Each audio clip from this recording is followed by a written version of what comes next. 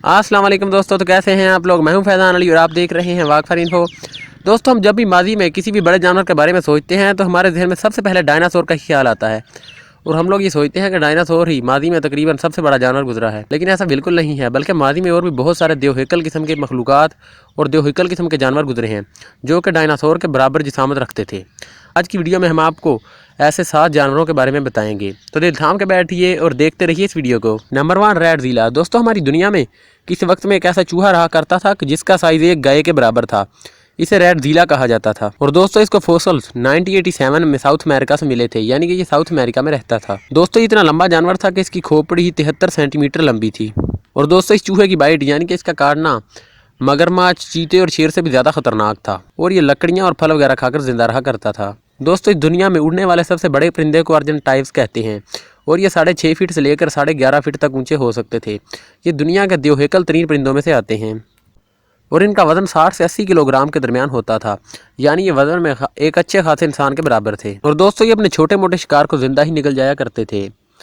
इनके वजन की वजह से इनको उड़ने से पहले बहुत ज़्यादा भागना पड़ा करता था और ये अर्जेंटीना के इलाके में ही रहा करते थे। इसी वजह से इन्हें अर्जेंटाइव बर्ड कहा जाता है।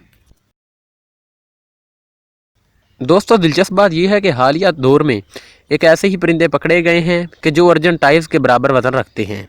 और दोस्तों, अब मैं आपको मिलवाने जा रहा हूं कुछ बड़े मॉन्स्टर से, जैसे मॉन्स्टर फिल्मों में दिखाए जाते हैं। ये मगरमच्छ थे जिनका नाम डायनोसरस था और ये डायनासोर के ज़माने में ही रहा करते थे और ये अपने शिकार को जिंदा ही निगल जाया करते थे। दोस्तों, ये जानवर 40 फीट तक लंबा हो सकता था और उसका वजन 5000 टन तक जा सकता था। 5000 किलो तक जा सकता था। और दोस्तों, इसका एक दांत आज के एक केले के बराबर था। और दोस्तों, उस वक्त में जो डायनासोर झील या तालाब में पानी पीने जाया करते थे, ये मगरमच्छ उन डायनासोर पर हमला करके उन्हें खा जाया करता था। दोस्तों, इनके फोसिल्स पहली मरतबा 1850 में दरियाफ्त हुए। और दोस्तों, अब बात करते हैं तारीख के सबसे बड़े सांप की। दोस्तों, इस सांप को टिटैना बोआ कहा जाता है और ये मॉन्स्टर 40 से 50 फीट तक लंबे हो सकते थे और इन सांपों का वजन 1100 किलो से भी ज़्यादा हो सकता था। दोस्तों, ये सांप ज़्यादातर मगरमच्छ और कछुए वगैरह को खाकर जिंदा रहा करते थे। दोस्तों, ये सांप अपने शिकार को जिंदा निकल जाया करते थे। आजकल के एनाकोंडा या पाइथन इसी सांप की नस्ल में से हैं। दोस्तों, जहां आजकल कोलंबिया है वहां पर ये सांप रहा करते थे और इन सांपों के फोसल्स को एक स्टूडेंट ने गलती से दरियाफ्त कर लिया। दोस्तों, जाइगैंथोपिथेसिस तारीख के सबसे बड़े एप्स थे, यानी कि गोरिल्लास। दोस्तों, हैरतअंगेज़ तौर पर ये बड़े और देवहिकल गोरिल्ला चाइना में पाए जाते थे और ये गोरिल्ला हैरतअंगेज़ तौर पर 270 किलोग्राम तक वजनी हो सकता था। और दोस्तों, इनके फोसल्स को 1935 में पहली मरतबा दरियाफ्त किया गया था। ये पौधे वगैरह खाकर अपना गुजारा किया करते थे।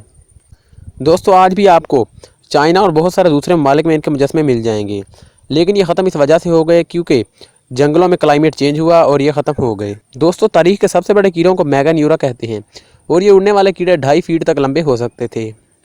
इनके फोसल्स को 1880 में पहली मरतबा फ्रांस में दरियाफ्त किया गया। दोस्तों, ये कीड़े यूरोप और इंग्लैंड के बहुत सारे इलाकों में रहा करते थे और ये कीड़े दूसरे कीड़ों मकोड़ों को खाकर जिंदा रहा करते थे। और अब फाइनली बात करते हैं सबसे बड़े देवहिकल जानवर की। मेरा मतलब कि अपने हिसाब से ये बहुत बड़े देवहिकल थे। अब बात करते हैं सबसे बड़े कछुए की। इन कछुओं का नाम आर्केलोन है और इनकी लंबाई या चौड़ाई 15 फीट तक जा सकती है और इनका वजन 2200 किलोग्राम तक भी हो सकता था। दोस्तों, ये कछुए हैरतअंगेज़ तौर पर 100 साल तक जिंदा रह सकते थे और ये बहुत सारी मछलियाँ और पौधे वगैरह खाकर जिंदा रहा करते थे। और दोस्तों, ये कछुए नॉर्थ अमेरिका में पाए जाते थे। मेरी आज की वीडियो बस यहीं तक थी। अगर आपको ये वीडियो पसंद आए तो वीडियो को लाइक करें और उसके साथ साथ मेरे चैनल को सब्सक्राइब करके साथ मौजूद बेल के आइकन को ज़रूर दबाइएगा। अल्लाह हाफिज़।